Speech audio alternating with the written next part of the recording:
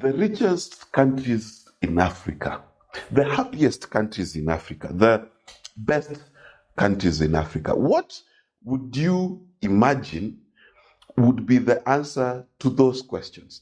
Now, the funny thing is that I need to do a bit of explaining. It's not mansplaining, though, before I land myself in trouble. The question of wealth in a country is not as easy as GDP numbers or GNP numbers, because GDP says this is how much the country produced in value over this period. And it gives you an indication of a country's wealth, but it doesn't tell you how well off its people are. And that's what I want to discuss. The wealth of a country versus how well off its people are versus what that says about Africa and how Africans should think about government. Now, so let me give you the raw number. In raw numbers, in GDP value, the richest country in Africa for the first time is Nigeria. Yes, Nigeria is worth 834 million US dollars. It's a big economy. It's followed by South Africa at 419 million US dollars. Now, Nigeria, South Africa are the richest countries in Africa, including what is called Saharan Africa, Arabian Africa. Arabian Africa comes in at number 3, Egypt at 404 million, Algeria 163, Morocco 142. Now see the precipitous drop between 400 million to Algeria's 163. Kenya, Ghana, and Ethiopia come in at 111 million, Ethiopia, Kenya 110 million USD, and Ghana 77 million, Ivory Coast 70 million. Tanzania comes in number 10 in the top 10 richest countries in Africa at 67 million. Now, what is important? Nigeria has oil. People forget. It is one of the biggest oil producers in the world, not in Africa, in the world. One of the biggest reserves. South Africa has gold, silver, diamonds, platinum, and lots of singers who can sing better than most of us. So they have resources, they have history. Now, you would imagine when you list the countries that have the richest GDP per capita, yani when the money is distributed per head in that country, what is the richest countries? I'll give you a minute to guess. Put it in the comments if you can. But shocking, Seychelles at $14,653 per person is the richest African country by GDP per capita. It is followed by Mauritius. It is followed by Gabon. It is followed by Equatorial Guinea. Then South Africa makes an appearance at number 5. Botswana at 6,805 is number 6. Libya at 6,357 US dollars per person. Namibia 4,856. Eswatini 3,978. Tunisia 3,807. So, the top 10 countries with the highest GDP do not have the highest GDP per person other than South Africa. What does that say? That Africa does not just have a wealth problem, it has a wealth distribution problem.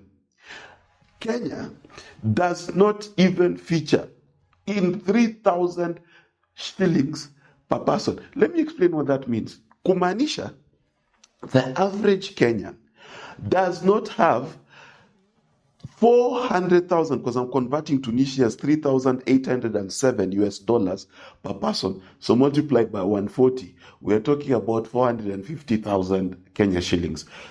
In total wealth. Yani nyumba yako, TV yako, cockroach zako, all put together, haufiki 450,000 as the average Kenyan. As the average Kenyan. That is low. But yet, we are in the top 10 richest by GDP. What is happening? Even South Africa, and now I want to introduce to you another term called the Gini coefficient, Gini index, Gini, right?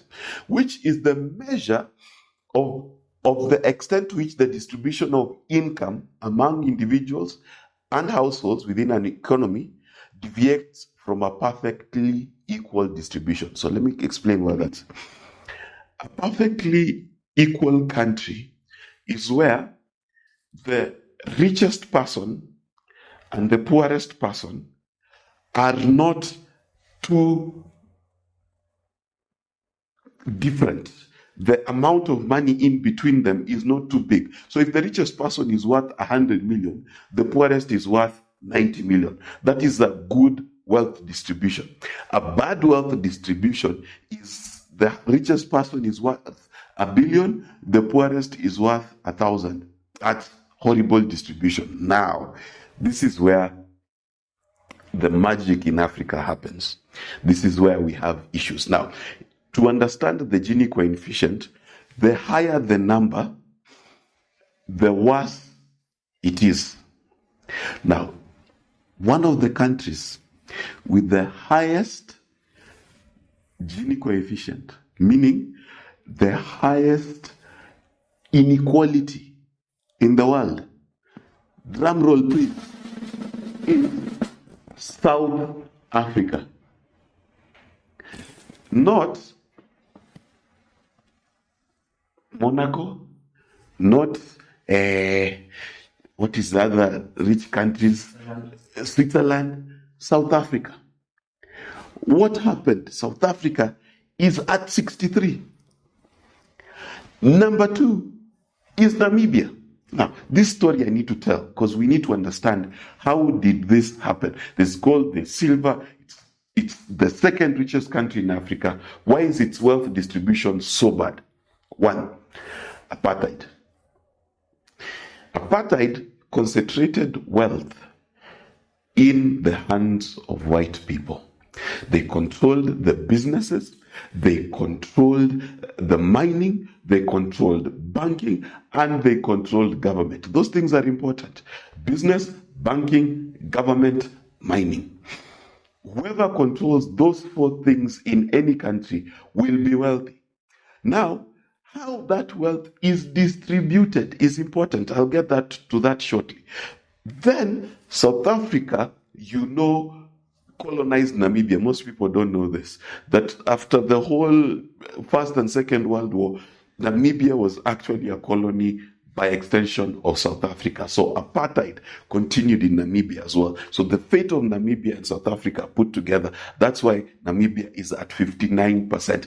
To this day, the richest populations in Namibia are Germans. Whiter than snow, German people are the richest people in Namibia because apartheid, control of government, control of resources, control of all the things that matter in an economy. Now, what am I saying? It does not matter if you get freedom from Akaburu, Aburki, Aboa in South Africa, if you do not get access to own the businesses that control that economy. Even worse, if you have a government that decides a certain dancing, showering Zulu man, Jacob Zuma, can be a good president, there is no way you're going to be wealthy. If you look at Zuma and go like, aha, my dancer, my choice, there is no way your country is going to prosper. It is insanity. But because the wealth was never distributed, now you will tell me that, wait a minute, South Africa has something called Blake empowerment. You need to say it with their accent because they're Blakes, they're not blacks. Us blacks, when we go there, they chase us away. But if you're Blake, you're not Amakwere. South Africans will complain, but I lived there. I was called Amakwere many times. So, these Amakwere hating people have something called black empowerment. And what happened was very interesting, because I need to tell you this, because when I bring this story to a conclusion, you'll understand where I'm going. Among the vineyards which used to produce wine, and we take South African wine here, some of those vineyards were bought by the government and were given to the natives, right? Now, many times these farms were given to the people who actually used to farm those places. Now, what did they do? They took over the farm, produced the first batch of really nice wine, were congratulated by everybody. And then, like the good Africans they are, they decided, let's not sell this wine, let's drink it. So they drank so much wine, forgot to take care of the vineyards, they needed to make a new batch for the next year, ended right back in poverty. Where else has this happened? Zimbabwe, of course.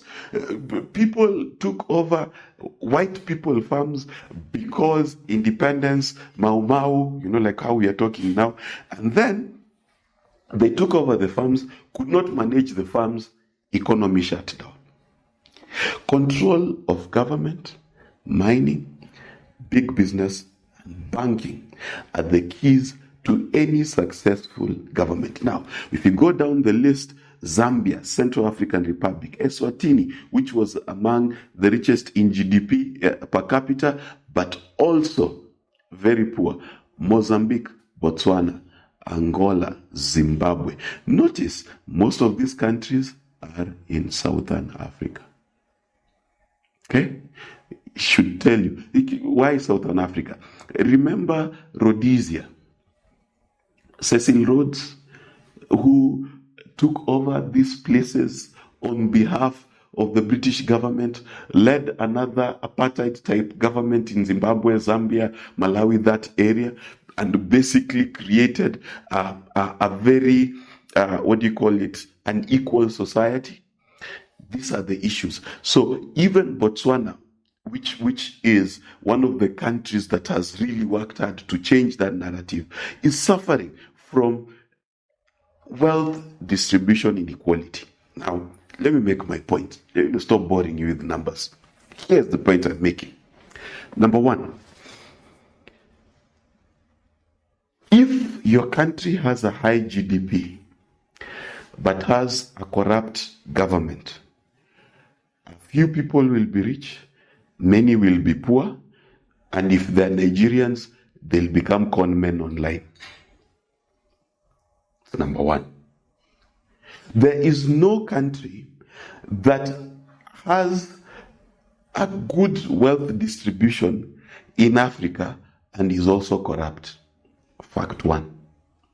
Fact two, if your country does not undo what the colonialist did, if it continues what the colonizer did, so now you moved from a Boer to a Zulu who will steal your money, you will remain poor. And what will happen is your poverty will be blamed on someone else. So you will go raid a farm, you will go try to steal from people, you will try to balance this thing by saying, you know what, my parents were poor because this other person came, foreigners came, took our jobs. How many times have Kenyans been angry at Tanzanians, been angry? It's a smokescreen. It is also a smokescreen to say you are poor because someone else has a ranch. The second thing that must happen is you must empower your citizens. What is empowering your citizens? This is how it is done. Number one, education. There is no need to give you opportunity if you are stupid. No need.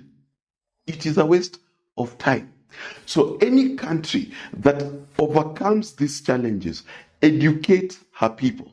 Because when people are educated, whether it is farms they access, it is mining they access, it is banking they access, it is business or government they access, they know what to do with it so that they can prosper. This is important. So any African country that invests in its people, invests in making sure that people are smart, then has better distribution of resources. Seychelles is a good example. It has a high GDP per capita and it also has a 32 Gini coefficient. Better wealth distribution. Okay? Now, after you educate your people, the next thing you must do is make sure government, mining resources that are in the land, businesses, and what other? Banking must work for the people and not extort the people. So let me give you an example. In Kenya today, you want to take a mortgage. That mortgage usually is between 18, 19, 20, 21, 22%. You are a poor man with a GDP per capita of 1,300. In other words, averagely, if you were to auction a Kenyan, sell everything they own plus the clothes on their back, leave them in their briefs, you will collect 1,300 USD. Yani 200 Gs to kiuza, the average Kenyan. Now, that average Kenyan pays 20% on average on a loan. If you go to M-Shwari, whatever, you're borrowing on your phone, per annum, that percentage can go above 80%.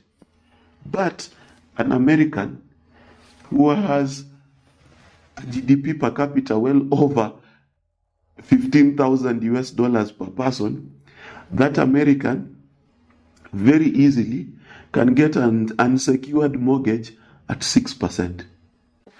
So a Kenyan whose entire value is 200,000 shillings, total valuation, will pay 18% and above for a mortgage. Now, let me put that in real numbers for you so that you understand. I have my trusty bank app here. Listen, if you borrow 10 million, just 10, at 18% and take 10 years to pay, per month, you will pay 180,000, 185. To a total, you borrowed 10. You will pay back 21,622,223. The bank will therefore make an interest on your 10 million of 11,622,223. Question: how is that bank working for you? When, if I'm your friend, I give you 100 bob, okay? And then you pay me back 210 bob. Are we really friends? Now, let's do the same math, same period of time at 6%. If you borrow at 6%, the same 10 million, per month, you will move from 180,000 a month to 111,000 per month. You will only pay back 13 million. The bank will make an interest of 3 million only. So people talk about black tax. You just don't get how bad it is in Africa. Those percentages matter. Now, imagine it was a business loan and you want to make a profit on that business loan and you're paying back twice what you borrowed? At what point will your business prosper? So are you really in control of your business? If you're borrowing the way we borrow in Africa, it can't. So the guy in the United States borrowing 10 million and you borrowing 10 million, he has a better advantage. So a government that works for you, how again should governments do this? Number one, we talked about educating its people. Now we've talked about banks, government making sure banks work for the people. Now let me talk about resources. Botswana, compared to Nigeria, compared even to South Africa, decided that the diamonds they found, they are going to make sure that nearly 50% of the value of the diamonds goes into government programs that develop schools, hospitals, roads for the people. It is why it is the most stable, most peaceful government in Southern Africa and has one of the most prosperous populations in Africa. Why? Because the only way is to make sure before resources come out of your country, they benefit your people more than they benefit the people buying them. Okay, so let me explain what happens to our tea. It's a sad story. Our tea, let's say, is bought in quotes by, because I could get sued. So let me call it Funleaf. Yeah, an international company called Funleaf. Now, Funleaf buys Kenyan tea, okay, using a shell company. Buys it at the cheapest price possible. But this shell company is somewhere in the Virgin Islands, one of those islands, and says it bought this thing at 10 shillings. Then it sells to itself in its factory now in the UK at 100 and says it bought this thing at 100 from itself. So just buying between itself, it's made a profit of 90 shillings. Instead of that 90 shillings therefore being made here, it is being made where?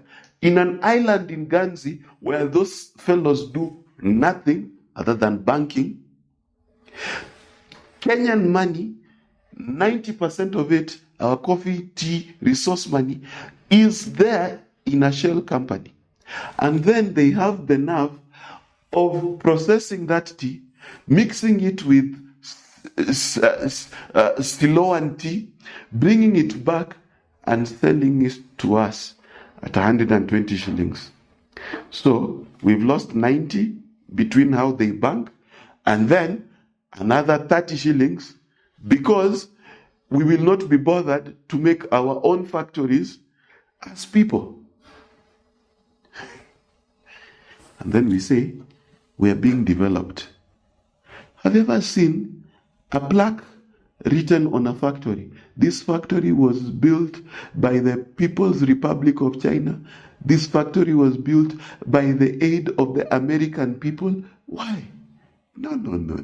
They'll build you a hospital because they feel guilty because you are broke, so you are sick.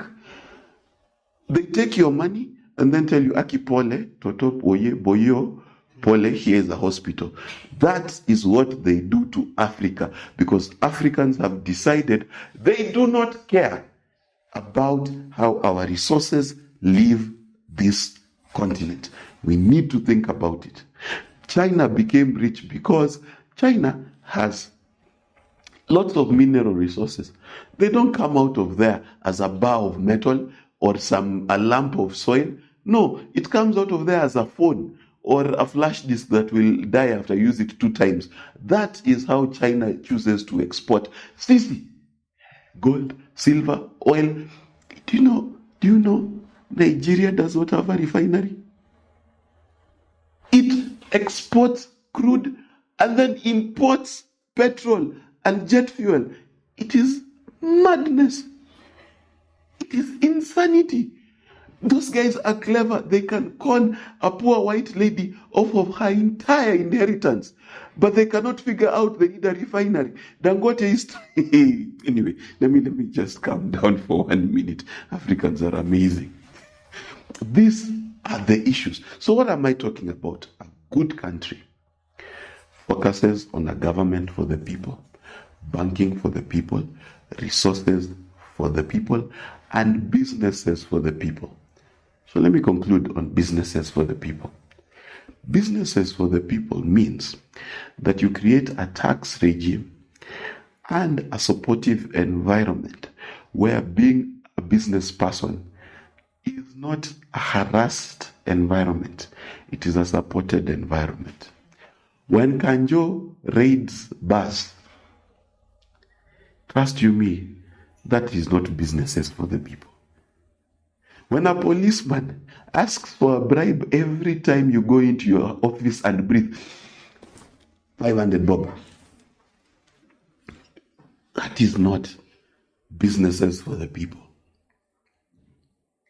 Do you know that the average American business has so many opportunities to reduce its tax burden because the American government, I'm using America because that's what you know, because the American government understands if a business stands, those are jobs. It is 10, 5, 15, 100 people. Germany has an economy, biggest economy in Europe, has the biggest number of small family-owned businesses because it is encouraged. There is a company has 120 employees, is the biggest exporter of tunneling equipment to create tunnels for trains and things like that. 120 people in Germany. They can survive in Germany where salaries are high, the cost of living is high, but the government is pro-business. We need to make businesses for the people. The day Kanjo will make it easy. It happened to me. One of my businesses, we had already paid for a license. There is clearly displayed next to the picture of the president. And then they came and they looked, business yako inahitaji license ingine. What do you mean inahitaji license ingine? Make it easy for me to get a license. Don't come after I've paid to tell me I need another license and it's you I paid. Kwani who else did I pay? There needs to be thought about how do we foster business and entrepreneurship. Those are the 4 things that make a country great. So since we've never been great, so instead of make Africa great again, can we just make Africa great for once? Sante. See you guys next week.